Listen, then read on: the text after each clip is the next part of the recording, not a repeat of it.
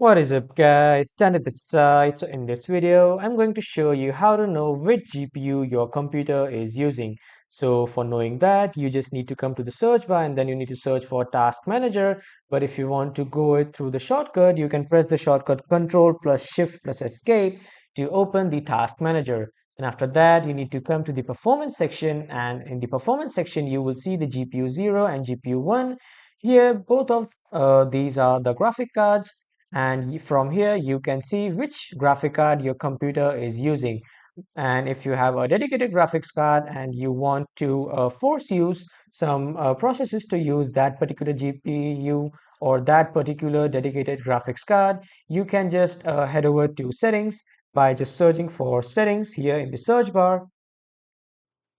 And after searching for the settings, you just need to click on the system on the right side and then click on display. After clicking on display, scroll down a bit and then under the related settings section, you will see the graphics. Click on this, and after clicking on the graphics here, you can see all the applications that are using the graphics, and you can just filter them according to the apps that you have configured or apps that were added for you. And here if you can also add an app which is the desktop app or the Microsoft Store app.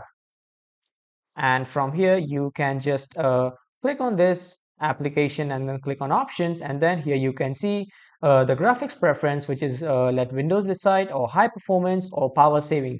So as you have seen previously in this video, I have these two graphics, so I can just use this one if I want to power save, and use this one for high performance. And this is how you can change it and know which graphic card your laptop or PC is using. So that was all for this video everyone. Thank you for watching.